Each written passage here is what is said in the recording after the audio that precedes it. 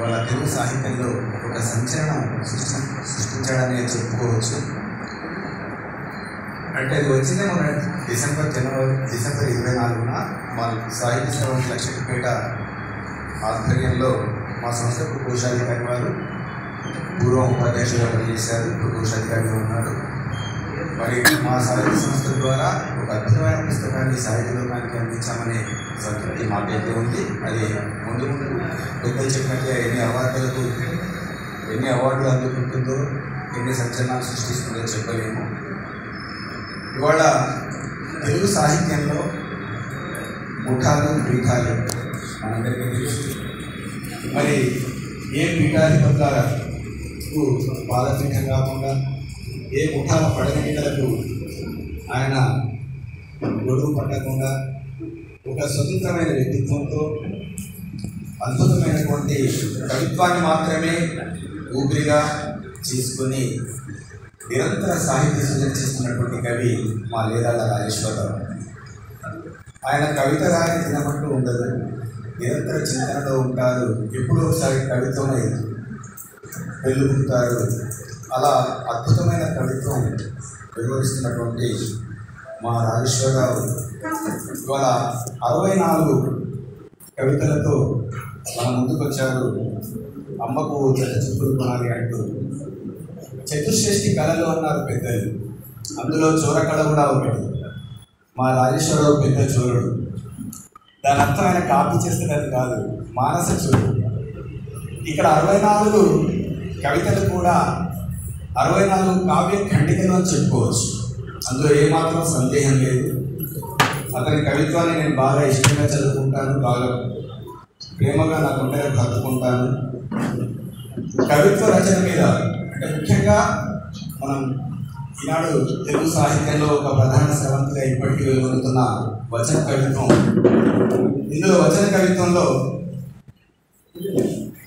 కవిత్వ వచనం రాసేవాళ్ళు కొందరు, వచన కవిత్వం రాసేవాళ్ళు మరికొందరు. వచన కవిత్వం రాసే కోవలో మా రాజేశ్వరరావు ఉంటాడు. కవిత్వ వచనం రాయడం లేదా, వచన కవిత్వం రాస్తున్నారు. వచన కవిత్వానికి ఏదైనా సిలబస్ రూపొందించి మనం పాఠాలు బోధించాలనుకుంటే సర్వలక్షణ సుసంపన్నమైనటువంటి ఆయన కవితల్ని మనం ఉదాహరణలుగా తీసుకోవచ్చు, ఉపయోగించవచ్చు, పాఠ్యాంశాలుగా పెట్టుకోవచ్చు అని నా అభిప్రాయం. ఒక సాటి కవిగా నేను తన కవిత్వాన్ని ఎంతలా ఇష్టపడతానో అది నేను మాటల్లో చెప్పలేను. వచన కవిత్వంలో మనకు కవితను ఎలా ఎత్తుకోవాలి, ఎలా నడపాలి, ఎలా ముగించాలి, ఈ విషయాలు చాలా ముఖ్యం. సరే, మరి కవి వస్తువు నేర్చుకుంటాడా, వస్తువుని కవి నేర్చుకుంటుందా అంటే అది వేరే చర్చ. కానీ రాజేశ్వరరావు పరిశీలన దృష్టికి రాని అంశాలకు ఉండవు. ఒక మొగ్గి చీపురు, ఒక దండెం, ఇలా అంకుశమ్మ హోటల్ ఇందాక చెప్పినట్టుగా ఇంకా చాలా గూర్ఖా, ఇలా చాలా విషయాలు మనకు వస్తాయి. దేవుడి దుఃఖాన్ని చూడగలిగిన వ్యక్తి రాజేశ్వరరావు. ఆయన నిరంతరం దేవుడితో సంభాషిస్తారు. మౌనమూర్తి చదివినప్పుడు మనకు ఠాగూర్ని మార్పిస్తారు.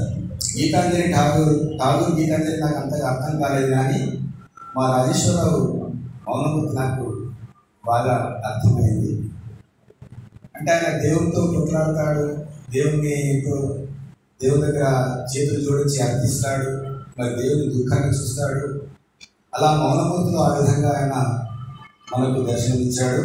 ఇప్పుడు ఆయన రాసే కవిత్వంలో సామాజిక కోణం ఉంటుంది. ఆ రకంగా ఇతను సమాజ శాస్త్రవేత్త అనొచ్చు, తాత్వికత ఉంటుంది, ఒక తత్వవేత్త ఉన్నాడేమో అతను అనుకోవచ్చు, ఆధ్యాత్మికత ఉంటుంది, ఆయన ఆధ్యాత్మికవేత్త అనుకోవచ్చు.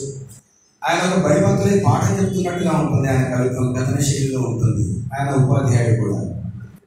ఆయన వాడే పదాలు, పదబంధాలు ఎంతో అద్భుతంగా ఉంటాయి.